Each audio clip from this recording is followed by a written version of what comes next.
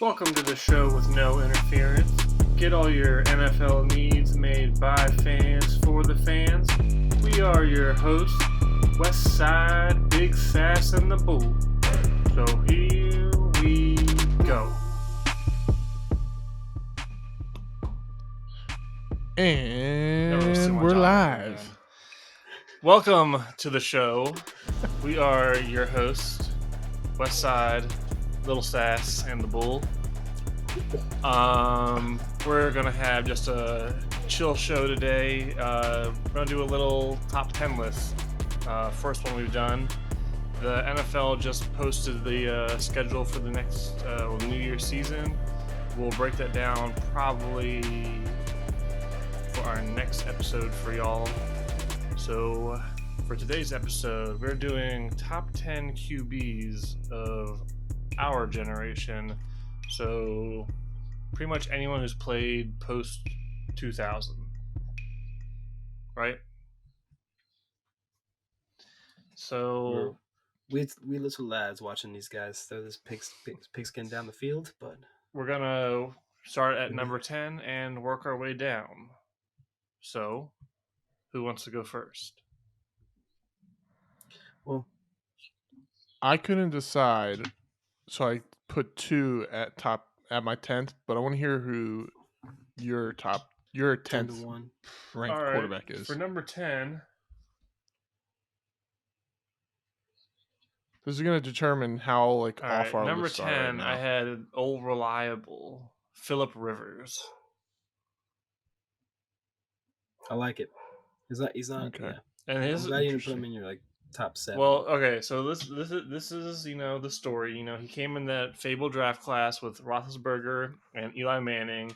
He's an 8-time Pro Bowler, put up 63,000 yards, 420 TDs, comeback player of the year.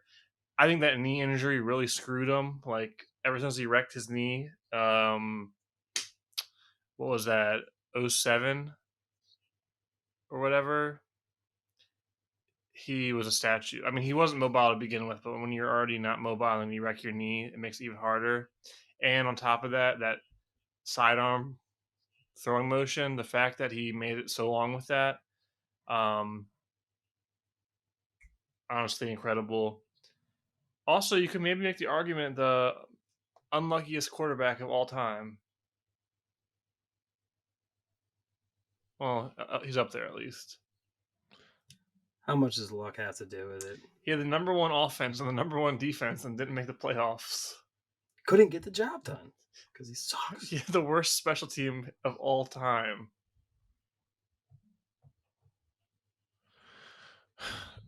So it's funny you said Phillip Rivers and you mentioned that draft class. So I had tied for my 10th was Phillip Rivers and Eli Manning.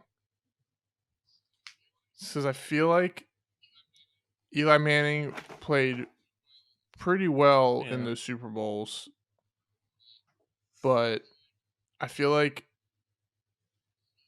if Phillip Rivers, if he had switched their teams, I feel like Phillip Rivers could have possibly won a Super Bowl, maybe one. Maybe he wouldn't have had that same magic, that dumb luck Eli Manning has by just throwing up the prayer to David Tyree.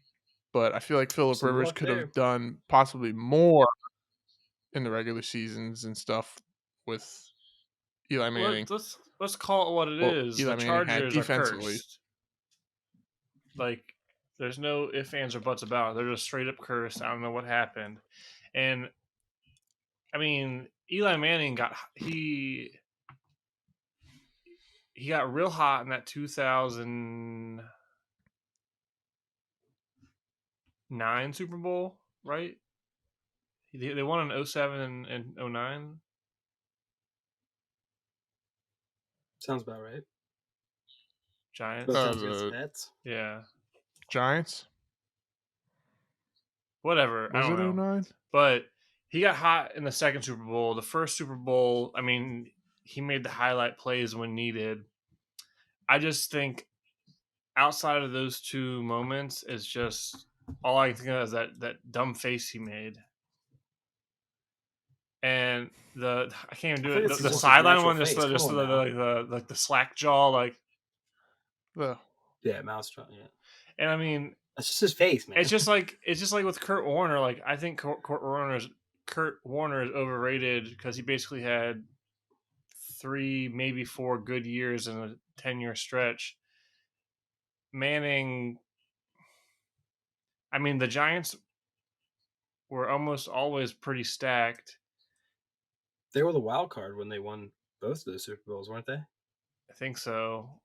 Coming in, so it was just one of those. Also, like those miracle years that sometimes it's the team that's not expected to wins the Super Bowl. They had the Yeah. hot run, like you said. So I'm assuming Eli Manning's not No, even he's on your not. list. Spoiler. I'd put him over Philip, Okay. depending on how much you rely on rings, I guess. I feel like that's why I had to tie him, because I feel like Phillip Rivers had the better career, but Eli Manning had the 2 He Super also had one of the Bowls. best running backs ever on his team. Yeah. Also, Phillip Rivers had to go up against Peyton Manning and Tom Brady in the playoffs his whole career. Eli Manning had to go up against, can't think of anybody else. McNabb. Jake Delhomme. Favre a little bit. Talk about him a little bit. Yeah. Yeah. Delhomme. So, What, Carolina? Yeah. Carolina Delhomme? Yeah. Do you have a 10, RJ? Or are you just going to offer? Do you just want to offer commentary? Yeah. Well, I was looking over some other lists. Just, they had some different opinions. Obviously, I wouldn't have put Phillip Rivers in there at all, just because of my personal bias. Or hater? No, I'm actually going to say Michael Vick is number 10. Okay. Because for when he was a lightning show out there, he was awesome. But his career was kind of cut short of some personal mistakes. But I feel like he could have won a Super Bowl if that never happened. You're just forever. At least one. You're just forever indebted after that Monday Night Massacre. We don't talk about that, man. Somebody was talking. God damn it! So earlier, one of my Giants guys was talking about the second miracle at the Meadowlands with Deshaun Jackson, and how much he's a Giants fan, and how much he actually hates the Eagles more than the Cowboys. And usually, us NFC East guys all come together and hate the Cowboys. But he actually hates the Eagles more because of one moment. Yeah, I do. And I will not hold that moment against Michael Vick. I refuse to hold that one moment where he destroyed us during that Monday night against us. It's more about just also personal enjoyment watching him play. Even now, watching his highlights going back, the stuff he did was just spectacular. I mean, he was electric. Yeah, I thought about putting him on my list. He just didn't have quite enough accolades, signature moments in playoffs where the games at all matter for me that I could remember. And not that if we do a list later on about just top 10 QBs from a talent perspective, I would put him on it. But just from a top 10, looking at their careers and what they accomplished, I couldn't put him on my list. But I get it. It's more of just definitely one of the more polarizing QBs of just for the last 20 years. All right, so do you want to move on to number 9? 9. Number 9. Hey. Should I just go first again? Mm-hmm. All right, my number 9. Yeah, go ahead. This is my sleeper, Donovan McNabb. I want to show you my list. My number 9 is Donovan McNabb. RJ? I'm going to say Tony Romo. Get out. Mute him. Ugh. You're as a Cowboys hater. All even as a Cowboys hater. I'm going to say Tony Romo. Man, he did some work out there. That one fucking play where he dropped the snap on the field goal will probably be one of the best memories ever. But the guy got it done in the regular season, man. He did his damn thing. He was good in the pocket. He was good outside the pocket. He was a magician in some ways. You know who else gets it done in the regular season? He was a later pick. I think, was he undrafted or was he a later pick? Undrafted. Either way, came out of there, got the starting job, did his damn thing. Respect Tony Romo. All right, whatever. So on to the real number 9, Donovan. So wait, hang on. So do you say that Tony Romo is better than McNabb? Yeah, true. Honestly, so McNabb was actually going to be my 10, and I went to go with Vic instead. Last minute there. We might need to find. He was going to be my 10. A replacement. All right. Wrong opinions only I didn't for see that a lot part of. of the I crew, didn't see a but lot that's of all right. McNabb either. I'm just Until kidding. started hanging All out right, with you fools, Trevor. and then he came to the Redskins. And it was ass. Well, McAss. It's ended his career though. So let me lead off because since you're the Eagles fan, you can talk more in depth. But let me talk about McNabb, 6-time Pro Bowler, threw for 37,000 yards, 234 passing touchdowns, ran for 3,400 rushing yards, almost 30 TDs. Two things for me. He didn't quite make it to the next level of the quarterback era where people are just throwing bombs left and right. But his teams won. He went to 5 NFC championships, lost the one Super Bowl, should have gone to another Super Bowl, but apparently when you obviously trip Kevin Curtis, that's not a penalty. But that goes to my next point. You can make a legit argument that the best, when you look at not just the most talented receiver he had, but for how long he had him, you can make the argument that Kevin Curtis was the best receiver that he had in his career. And I mean, I would bet 98% of football fans outside of Philadelphia couldn't tell me who Kevin Curtis was. Yeah, only reason why I know him is because he was still. And then my last catching the ball. My last argument. I was saying, and then he had Deshaun Jackson in his early years, but that didn't really count. Donovan McNabb has a 2.2 interception percentage. If you pull up interception percentage all time, it's almost all like right now QBs. Now the league and the rules have changed. McNabb is one of, if you want to call him an OG, McNabb is one of the highest OGs when it comes to interception ratios. I think McNabb, had he played in I think McNabb was built for this era of football. He didn't turn the ball over a lot. He could wheel out and run. He had a freaking cannon. But yeah, he's my number 9. Say, just to emphasize your point on the rules change too, like now they are more favorable towards quarterbacks. Just to clarify that, which made it way harder back then. Yeah. Yeah, I mean, I'm biased. I would love to put McNabb. I mean, he's probably one of the main reasons I became an Eagles fan. Like, he's my first memories watching football, watching an Eagles game. I think one of the first football games I sat down and watched was watching McNabb play. Just that iconic midnight green McNabb on the back. Number 5, I was going to say, all I can think of is the goddamn chunky chicken noodle soup. That's why it's my perception is altered. Chunky, not Campbell's. It was Campbell's chunky. It was definitely Campbell's though. Campbell's chunky. Campbell's. Yeah. But besides all that, I mean, if you look at a player's career, the best chunk is usually their prime is like those like 6, 7, 8, 9, 10 years in between. Yeah. So his first 3 years, he only had pretty much in that middle chunk. He only had 1 year where he threw over, like Taylor was saying with her interceptions. He had 1 year where he threw 11 picks, and that was in 2003. Earlier in his career, he didn't have the craziest stats, and the Eagles we had Andy Reid and we had a good defense, but you still have to make winning plays. And then later in his career, we still had a good defense, but he was still able to make those plays. And to Taylor's point, his best receiver probably for the majority of his career being the Jason Avants and most consistent. Even earlier back in the day, Todd Pinkston. Ooh. Yeah, Kevin Curtis. But the 1 year he had T.O., he was like 31 and like 7 interceptions, and that would be good nowadays. And imagine if he had Deshaun Jackson his first 10 years in the league with his arm and Deshaun Jackson's speed. He probably would put up Hall of Fame for sure numbers. Or if McNabb played from 2010 to now, he'd probably. Yeah. So I think in the era he played,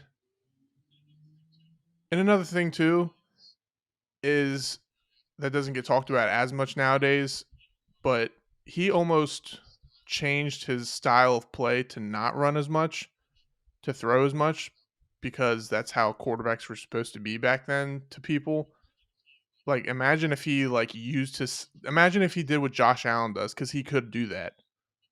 McNabb did get beat up a few seasons here and there, but if he just kept running his whole career, especially earlier in his career, I think it could have been different. But for the bulk, very talented quarterback, and I think for he the bulk deserves of to be in the Hall of Donovan Fame. McNabb's career, he was basically unarguably considered a top 5 quarterback. For the bulk of his career, it was Manning, Brady, Favre, McNabb. Pretty much, if you ask any football fan, that was. I would say from 2000 to 2009. Yeah. Maybe 2008. Well, 2009 he had a good year, so I would say he was a top 5 quarterback like 9 years straight. All right, number 8. Number 8. Numero ucho. ESPN ucho. I wonder how long we can stay similar to a list, Taylor. It's done now. My number 8 is Matthew Stafford. Stafford? Yours isn't. He's not your 8. All right, so this is my breakdown for you. I guess I have been a little of a Matt Stafford supporter. He's only been to the Pro Bowl once, but he was playing in Detroit. He has almost 50,000 pass yards, 320 touchdowns, just won a Super Bowl the first year he's on a competent team. From arm talent, probably, if we're going post 2000, he might have top 5 arm talent the league seen. I really think that playing in Detroit just was a stranglehold on his career. I mean, look what it did to Barry. Look what it did to Calvin. Unfortunately, yeah. Yeah. Sad truth. He just wasn't a good. I mean, he had Megatron, but I mean, they had no run game at all. So it was literally from the moment he got drafted by Detroit, it was put the entire team on your back and win this game, or we're trash. And the one year they had a good thing going, the refs robbed them in that game against the Cowboys, in my opinion. But he's my number 8. Probably the last surprise on my list.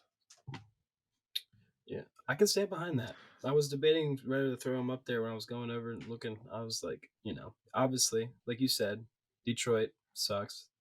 It's unfortunate, but just his arm talent alone, I feel like that's really what I would go off of. Just what he can do with when he spins that football, his arm strength, his accuracy. The no looks have been more recent than not. He's been doing it for a long time though. Just looking at him, like you said, talent wise, I can get behind that. Yeah, and he finally earned a Super Bowl this year, so he stuck it through, did the job, got it done. So you almost talked me out of who I'm putting here, and I'm trying not to for this list. I shouldn't do this, but I feel like I'm not counting Matthew Stafford on the Rams. And I know I shouldn't think of his time on the Lions because obviously we saw after 1 year what he can do with a team and ownership that's actually reliable and doesn't do their players dirty like the Lions. But I put Matt Ryan here. I like Matt Ryan, and I always have liked Matt Ryan. Support when he moved to the Colts this year. I was like, yeah, that's a big deal. You're like, well, wait a minute. Yeah, I mean, I feel like throughout his career, he's had weapons and he's had a good defense here and there. I know he had the big plunder in the Super Bowl against Tom Brady. You can't hold it just against him. They scored. It's not like they didn't score. Yeah, I mean, yeah. Granted, they scored 28 points, so he did his job well, even though one of those may have been a defensive touchdown. But either way. But he did make the playoffs consistently. I'm just trying to go off of memory here. Like when I was making this list, I was just thinking who popped off my head, and I just keep thinking of Matt Ryan. He put up the numbers. His teams won, and I mean, I don't know off the top of my head what his clutch stats are in game-winning fourth quarters, but I mean, he had the nickname Matty Ice. I mean, he had that coming into the league though. Yeah, this is my thing with Matt Ryan. But he held it up. I don't hate him. That's for sure. He comes into the league and he's got Michael Turner at running back. After Michael Turner, he had Devontae Freeman. Michael Turner had like 3 good years, like 4 or 5 years on the Chargers, not doing anything, backing up LT. But then he had Roddy White, Julio, Tony Gonzalez. Recently, he did come into it. He did come into his own, but his MVP year, in my eyes, that's Derek Carr's MVP. He just broke his leg in week 15 or whatever, and then 2016, 2015. Yeah, I'm still good with Matt Ryan, but like he had the Super Bowl run, and I'm not even holding a choke against him, but he had that one run in the playoffs. I think his rookie year, not his rookie year. Then he beat Seattle in the playoffs one year because Pete Carroll. I think that's the game Pete Carroll called timeout, and the Falcons got to kick the ball again to make the field goal after they missed the first one. So, I mean, that's iffy. They were 13-3 that year. I mean, their offense was stacked. I just don't think Matt Ryan, outside of his MVP year, I don't think he's.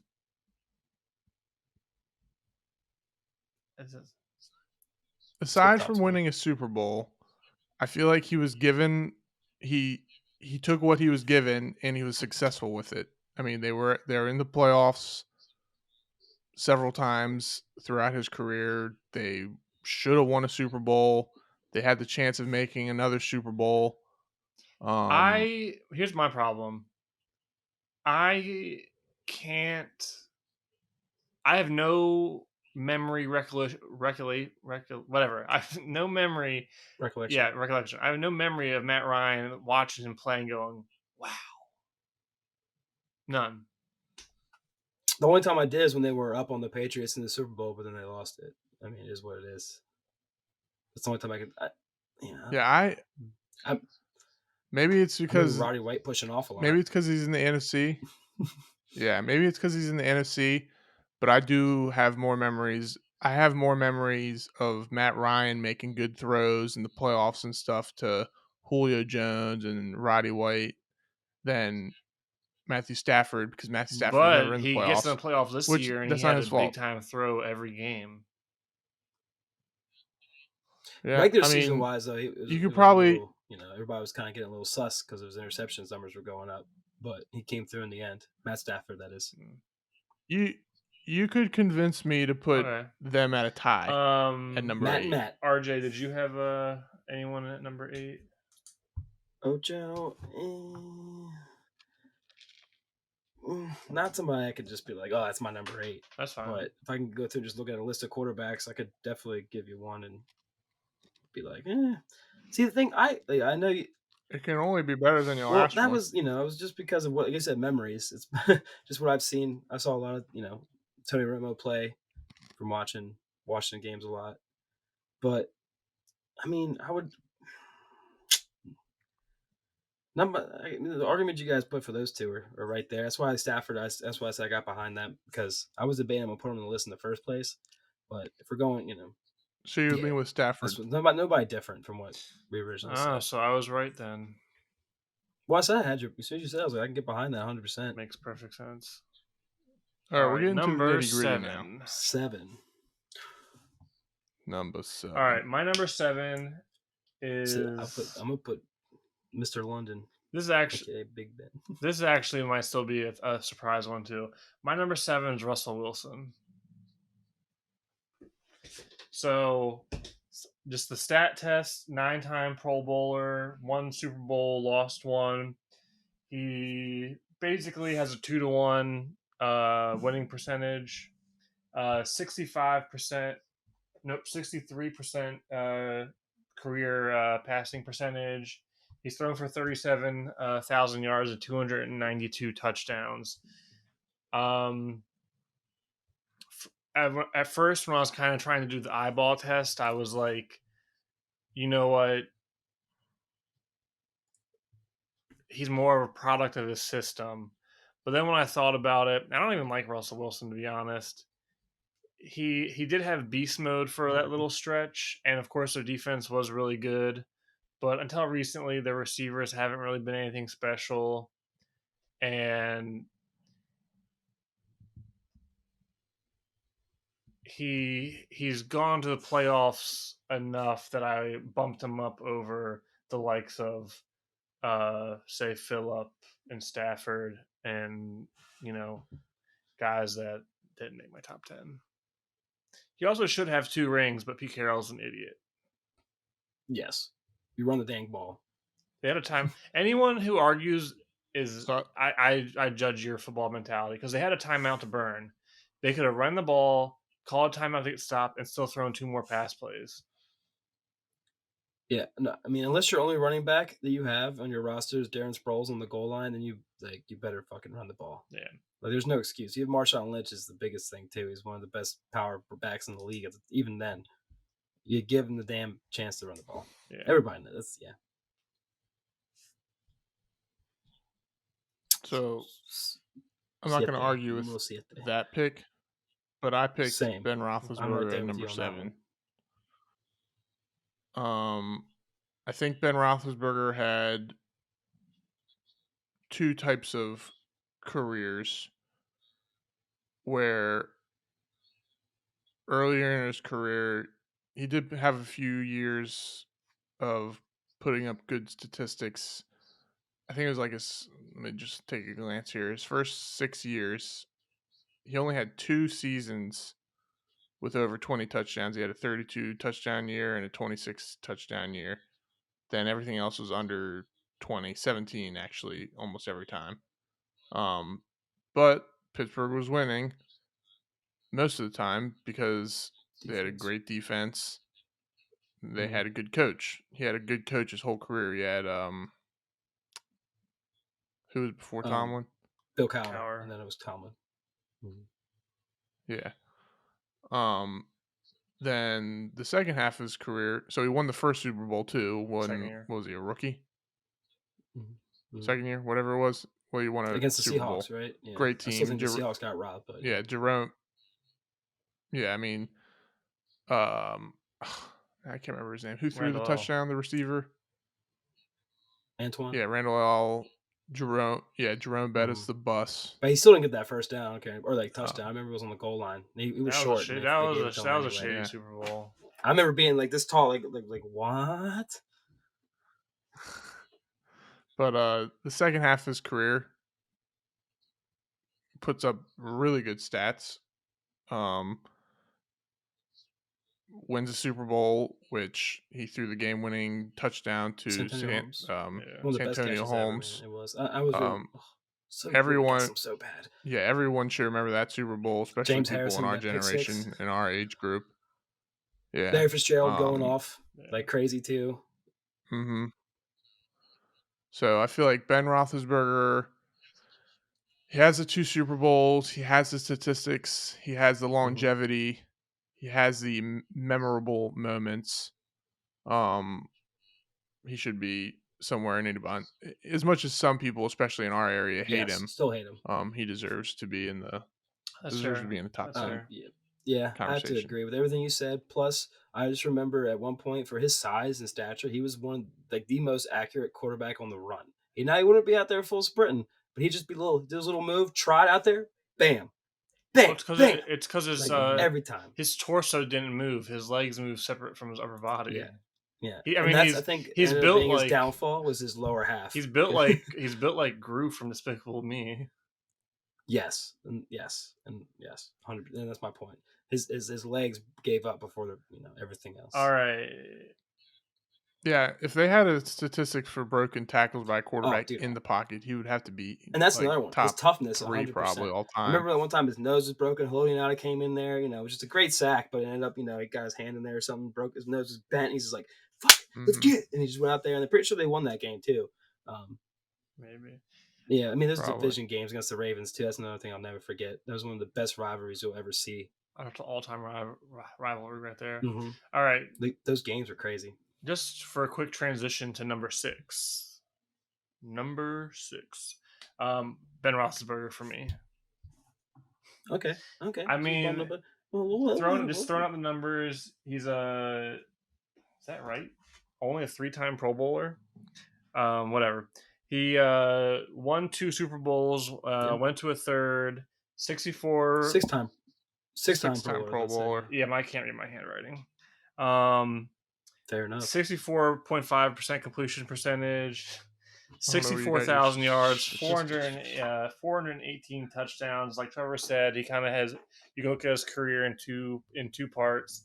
Once they got like that Killer Bees offense together with Le'Veon, Antonio Brown, they had Emmanuel Sanders, Mike Wallace, and it just opened up. He really turned the corner from game manager to more of the driving force. The pass to Santonio Holmes in the Super Bowl is one of the. It's like perfecting Schlag, right? Like you couldn't. Like it's like if you talk about like passes when it matters most. Like I guess Eli, in his Super Bowl, but that's more like luck. Like I mean, Joe Montana to Dwight Clark, that was a great pass. I'm drawing a blank, but that was just a beautiful. Couldn't throw any better passes. So he's my number 6.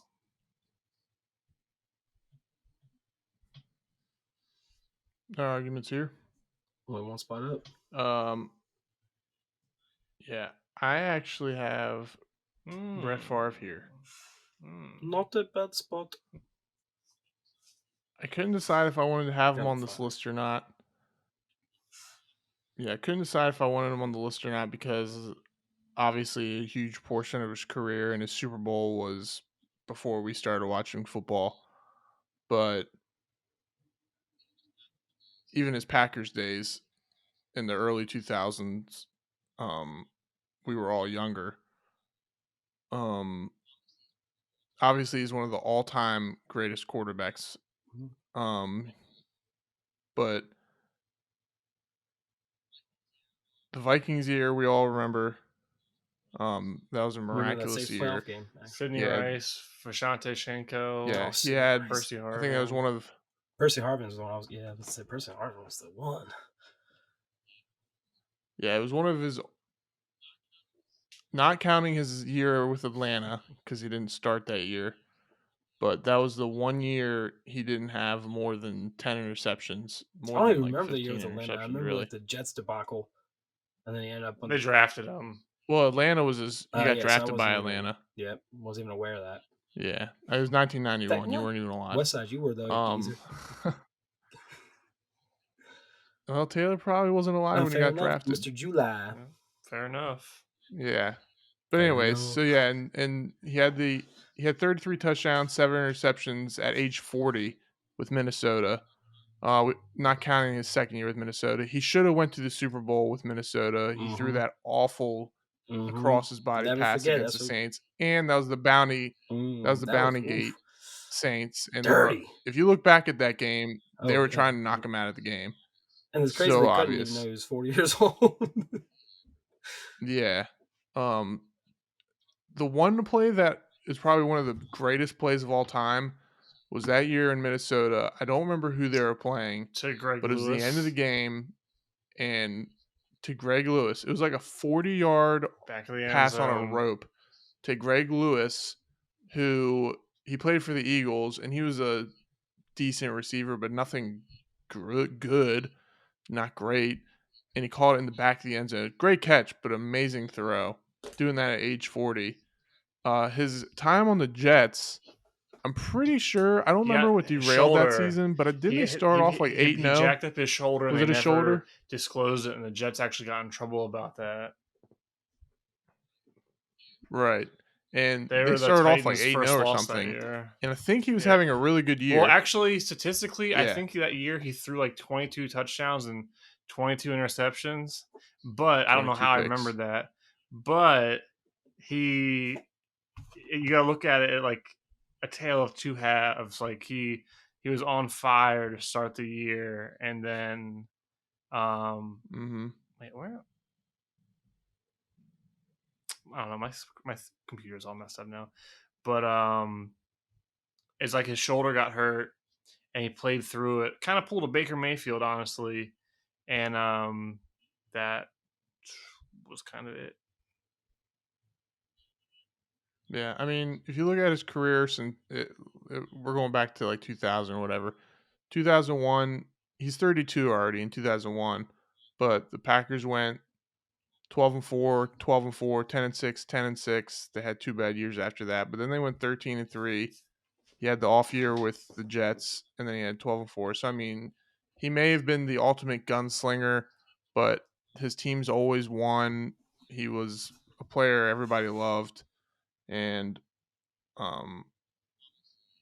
obviously one of the all-time greats. And yeah, that's why he's number 6 on my list.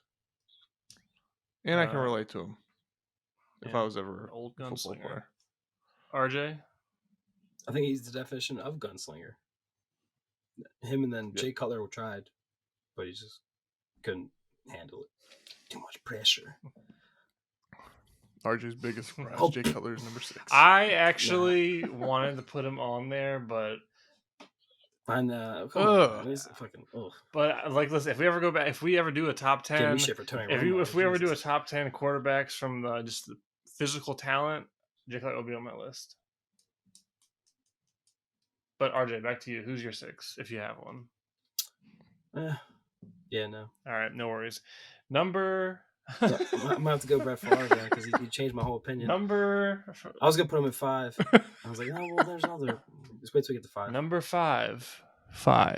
Number 5. My number 5 is Drew Brees. Ooh. I'll just say mine's number 5 is Drew Brees as well. All right. So Drew Brees, 13-time Pro Bowler, 1 Super Bowl ring, 67.7 passing percentage. I don't know where that is. That might be number 1 historically, considering as long as he played. 571 career touchdowns. Starts his career with the Chargers. They draft him the same draft as LT, which I think I'm right. That's ridiculous for the Chargers. But then he busts up his shoulder. He's undersized. They dump him off to the Saints when they draft Phillip Rivers. And then he teams up with Sean Payton and proceeds to basically light the league on fire. I was always a fan of Drew Brees. He put up some pretty much absurd numbers every year. It's a shame he never won an MVP. He did get his 1 Super Bowl for New Orleans. That season was basically like a book, honestly, with how that team balled out. But I mean, they balled out with some bounty money. We can talk about that another day. But they'd be balling. I feel like I can't put him any higher. I can't put him any lower. That's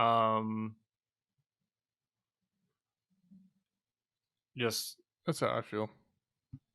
And he also had some bad luck to end his career too. Like, you could say they only won 1 Super Bowl, but you make the argument that they maybe should have got more, but sometimes it just doesn't go your way.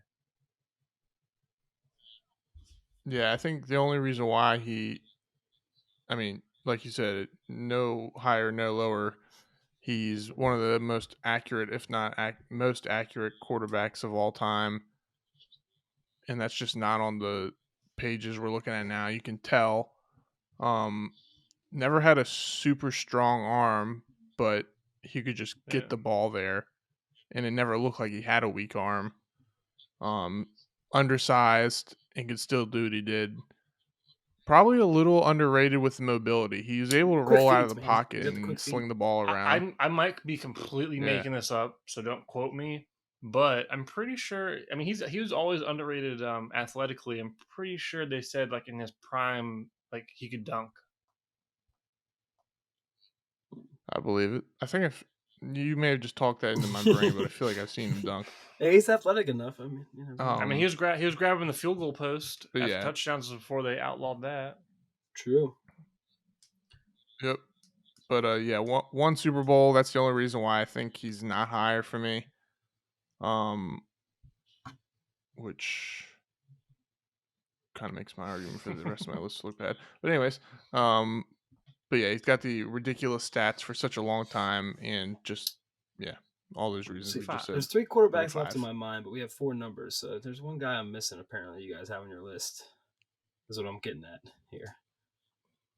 Well, yeah, our top 4 is definitely off because Taylor said one of my top 4 already. All right, well, do you have anybody for 5, RJ? No worries. No, because. Do you agree? Well, I would have him at 4. Would you put him higher? Now I'm like, wait a minute, because there's still 3 other guys I have. That's what I'm saying. I'm missing one. I think that's why I bumped up with my Michael Vick pick earlier. Drew Brees 5. No, I said 4.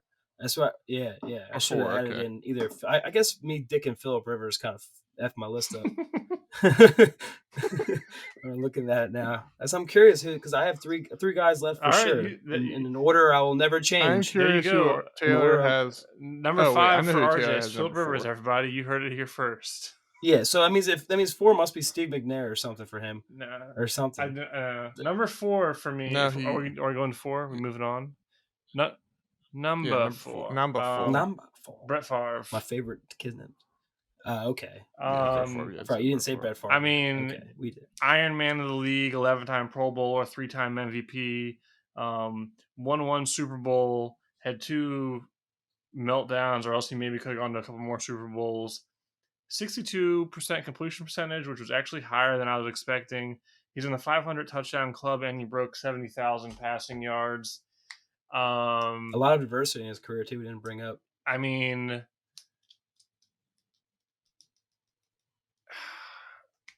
I'm trying to. He had the game after his dad died, where he lit up the Raiders. Mm-hmm. He had that one miracle comeback season with the Vikings. He's dipping into the no he got man's over land, addiction, going into the 90s. Okay, yeah, he got over addiction with painkillers. Way better than that dude on the Bears did. What was his name? He was like 90s. What was that guy had? It was the biggest adversity. The top hair, blonde quarterback. Dodging that McMahon. That voicemail. McMahon. Yeah, McMahon. Well, he has terrible CTE issues, so maybe don't bring that up. I'm just saying. Yeah. He said CTE. Boo. From getting hit in the head because you suck at your job. It's on there. Is that all your reasons for why he's him number and Drew 4? Brees? They both have 1 Super Bowl. Drew Brees was, more accurate. Brett Favre, more of the gunslinger. Their stats aren't that far off. I just think that I feel like Brett Favre maybe had more moments for me. He's like the quarterback I think of the 90s. So the reason why I think of Brett Favre. Yeah. So this was a tough one for me. Who I put Russell Wilson at 4. I couldn't decide if I wanted him or Breeze I couldn't decide if I wanted him or Breeze at 4 or 5. The only reason why I didn't put Brett Favre higher than both of them is because I didn't count the stuff he did before I watched football really knew what football did. All of his moments before 2000, I can't remember because I didn't watch football. His Super Bowl was in 1996 or whatever. It was Madden 96. It was the one team I used was the Packers all the time. It wasn't because of me. It was because of one of my buddies. So, not arguing with where you have him because I think he is one of the. If we're talking like all-time quarterbacks, he's up there, and even on my list, I had him 6, but that's just because I'm kind of discounting a lot of the greatness earlier in his career. But that just shows how good he was. He was still number 6 by his moments for me, which I said a lot of them were when he was with the Vikings in his later years with Green Bay. But anyways, I had Russell Wilson at 4. The reason why I put Russell Wilson where he is, I know he had a really good defense. Taylor, you mentioned the scheme, Marshawn Lynch.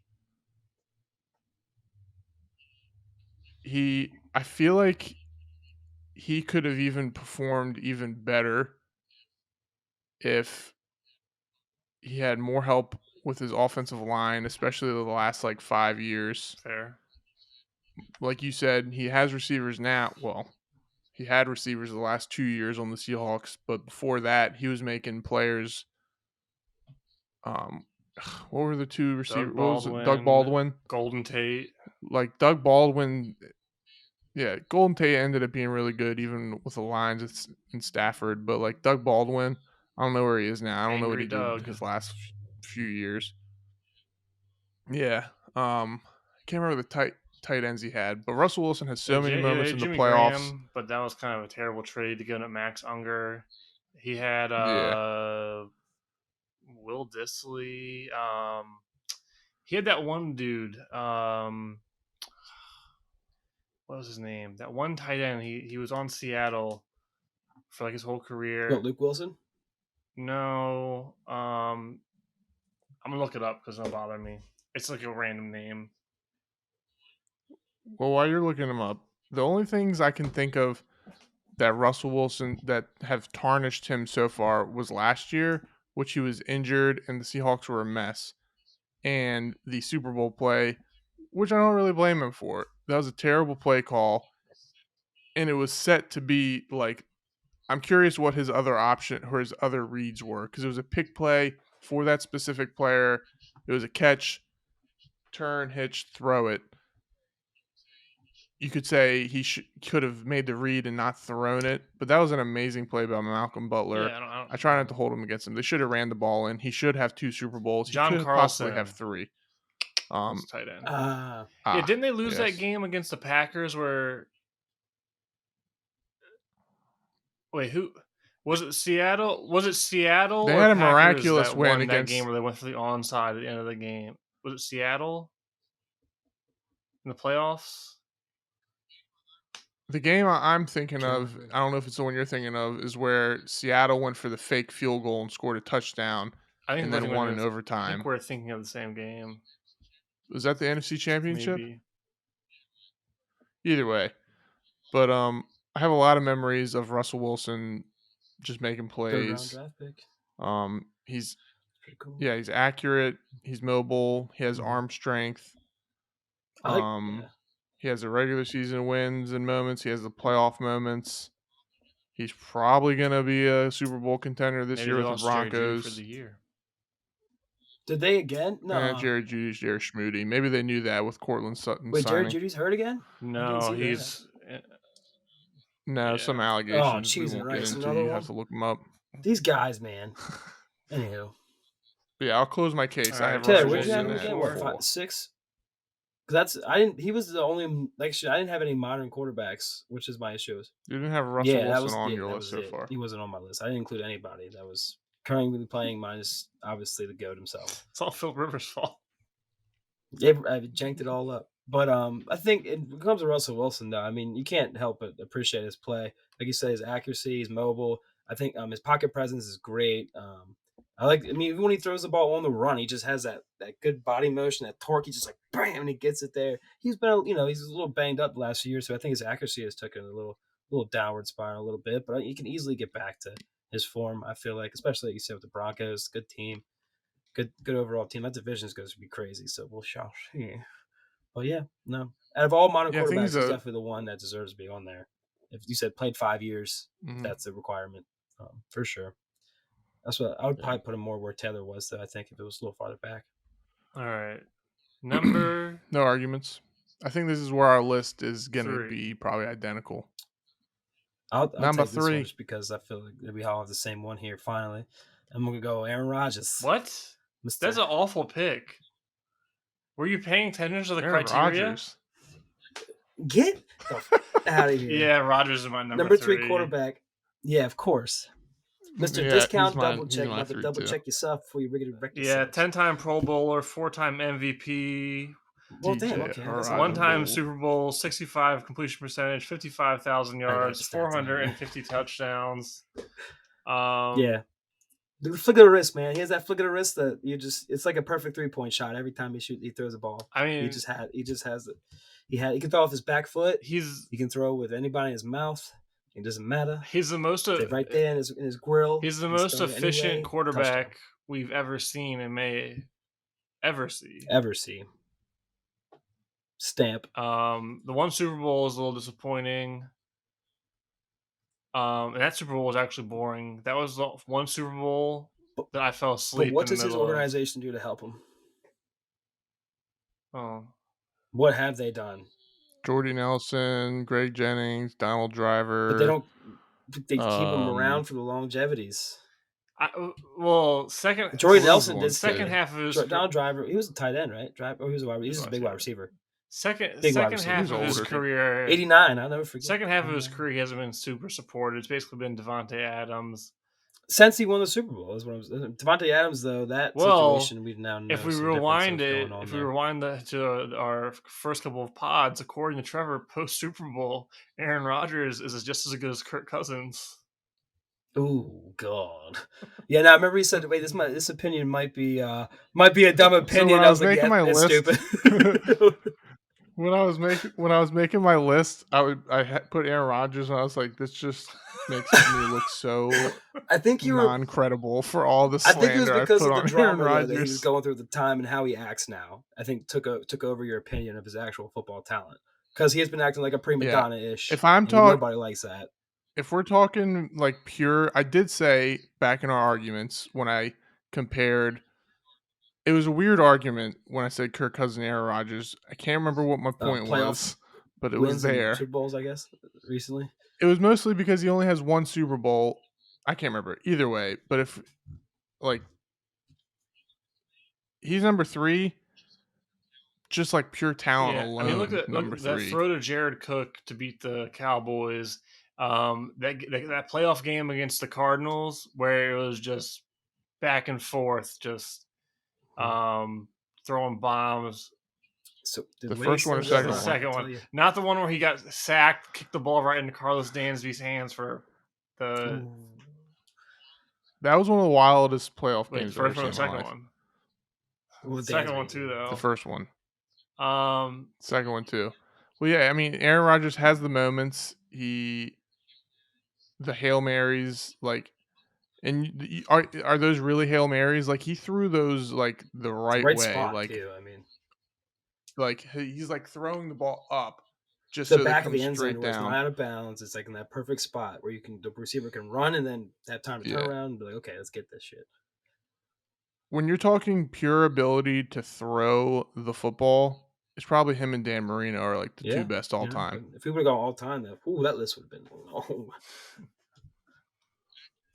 With accuracy, effortlessness, and power, those two, like Aaron Rodgers is just as much slander as I throw on his name. He is a beautiful thrower. For me, he's only 3 because there are 2 ahead of him that exist. Yeah, I mean, real quick with Aaron Rodgers, a few times in his career, 45-6. The ratio. Ridiculous. 40-7. 48-5 at 37 years old. Come on now. And that's with it's just crazy. All right. He still got it that's too. It. Number 2. Mr. Gatorade. On the count of 3. 3. Tom Brady. 2. 1. John Stamos. I was gonna say completely random name. I couldn't formulate that. John Stamos. Wait a minute, time out. Taylor, you say Tom Brady? Is that real? Yeah. I said Peyton Manning as well. Mr. Gatorade. Right. I'll never forget. I was like, what? It was 9 years old. The first Gatorade commercial I ever saw. He was like an action figure in somebody's random cul-de-sac. He like busts out of the plastic container and just starts chugging Gatorade or something. He was the man. Yeah. So Taylor's number 1 is obviously Peyton Manning. So let's just have a debate as to why for me, they're 1 and 2 I here. mean, biased. Cheating. Was it him cheating, or was it Bill Belichick mostly cheating? 100% on him. I don't think Deflategate was as big as the deal as it was. I don't think it would have changed the outcome of the game. You say what if you never know? But who was that mostly against? The guy in charge of the balls. No, Ravens. Ravens were complaining about that, wasn't it? Yes, but then they did it multiple times in the postseason. They just got caught with at the end. I think they did it against the Colts too. I honestly, if no one if I got into the league and a trainer came up to me and was like, "You want this deflated a little bit?" I'd be like, "Yeah, sure, why not?" I wouldn't know that. Is that really that much of an advantage? You get brought into the court. So what do you have to say for yourself? What? Who this footage of you, sir? Do this deflated? Yeah, why not? Yeah. I mean, I've never played as a quarterback for a team, but I won't get into the deflated football. But yeah, I mean, the Patriots did cheat, obviously. And I'm not even 100% blaming it on him, but I am attributing some of his accolades and success to that. Just as I am saying, he also happened to play with Bill Belichick for most of his career, and Bill Belichick is the best coach of all time. Most people would say. It's a lot of factors, though. I mean, numbers are the numbers. At the end of the day, you gotta get out there and play. I don't know. The numbers are insane. He almost hardly ever chokes. But just as we said, Philip Rivers has had the ball roll against him so often. Tom Brady has had it roll in his favor so often. The Tuck rule. Well,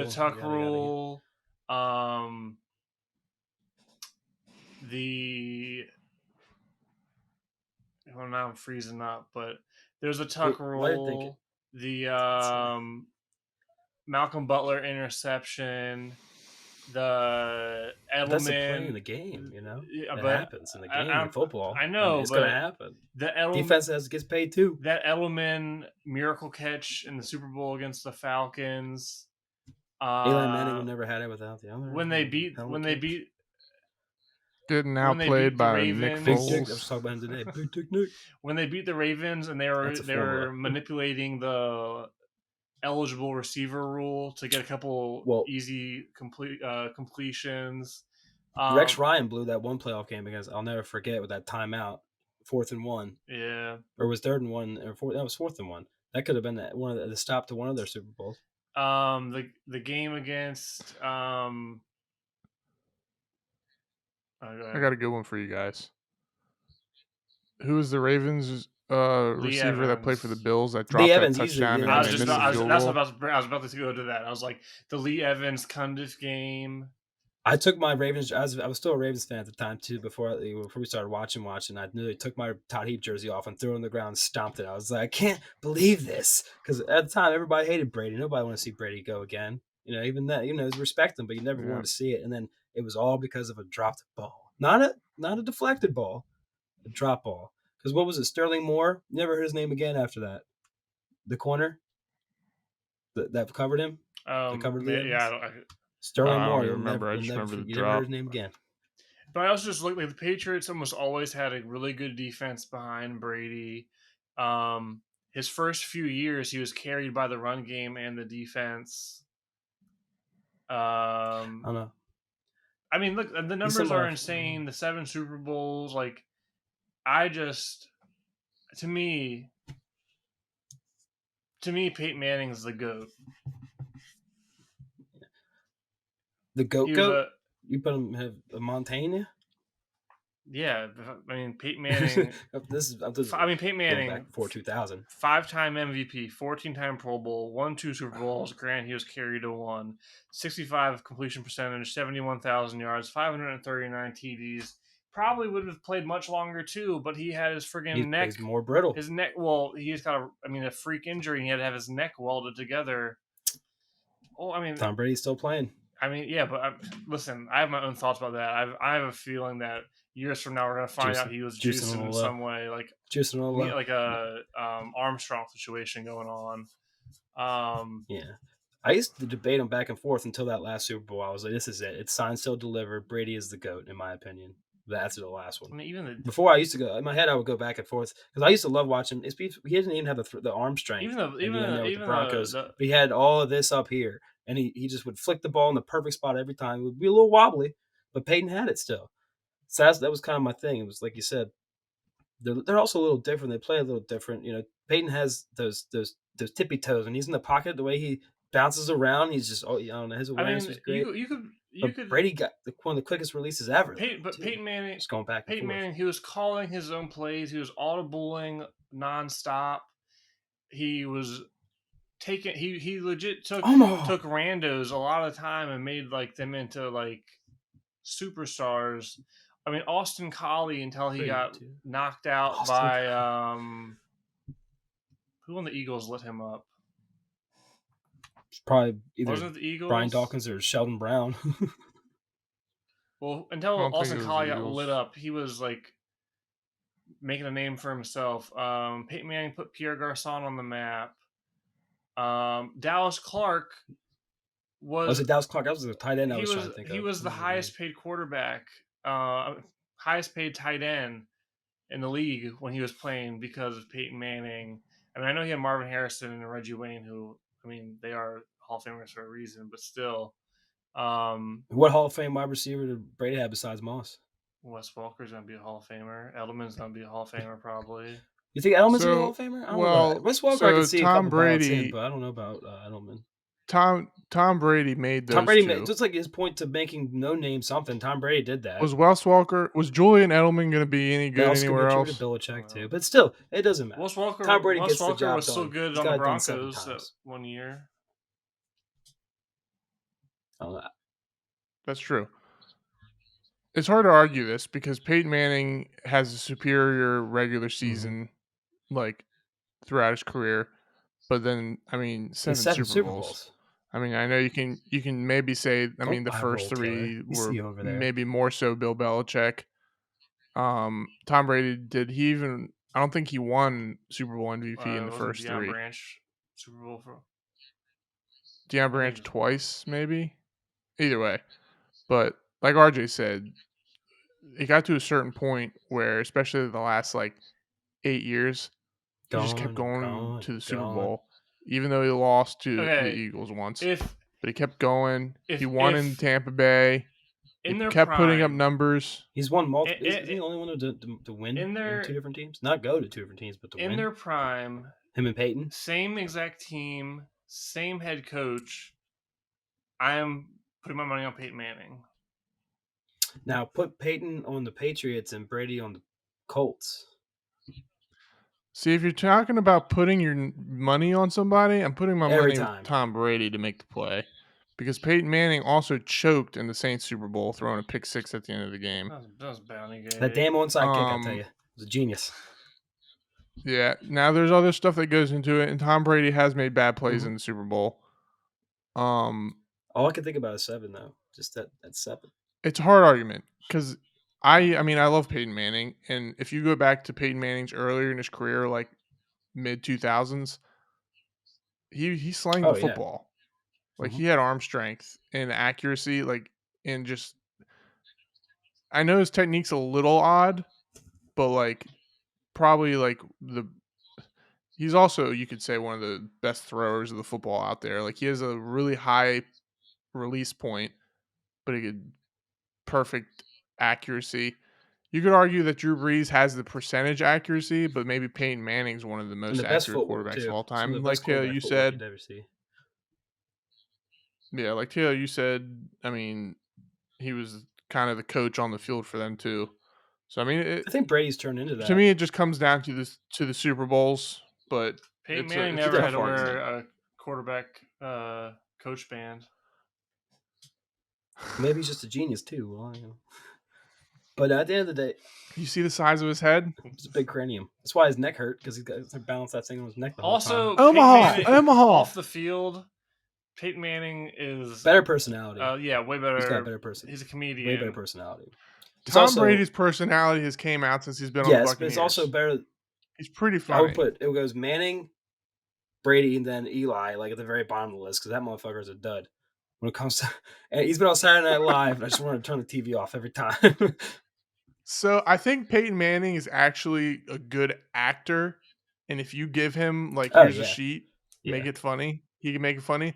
But I feel like Eli Manning's got like that oddball, not trying to be funny. Like so awkward, especially during the Manning cast thing was such a train wreck, but so funny. I loved it. Yeah, I did too. I couldn't watch it during the games. I would watch it like the next day. I'd watch the replay. Yeah, they show because they would always go back and show the highlights too, like what they would, little interactions. The third episode, guests they had. The third episode when like Eli Manning like was about to cuss and he didn't, and then Peyton Manning was like, "Just do it." And I think he like dropped the F word or something, and the producer was like, "You're on live TV." They got so many warnings by the what is it? FCC? Yeah. What is it? SEC. The people that in charge of whatever we broadcast. But but Peyton was always frying them up too, and I loved it. He had the quick-witted jokes. I'm assuming you guys saw. Well, technically the list is complete, but that's our list. I guess completed. We covered both. And me and Sass with Brady. That's the list, guys. We've agreed that Peyton Manning is the GOAT of our generation. So thanks for tuning into the episode. Blaspheming! Shut him off! Shut him off! I was gonna say before you do a closeout, if you're getting to that, I am looking forward to Tom Brady retiring now and becoming Fox's announced. Well, apparently he didn't. Everyone's like, "Oh, he signed a contract." No, he didn't sign it yet. This is what they've guaranteed him, probably in a verbal contract that. Well, I was one of those people that read the headline and assumed it was real. Yeah, but either way, he's definitely. I mean, he's probably going to do that, and I mean, maybe he can finally make more money than his wife. We'll see.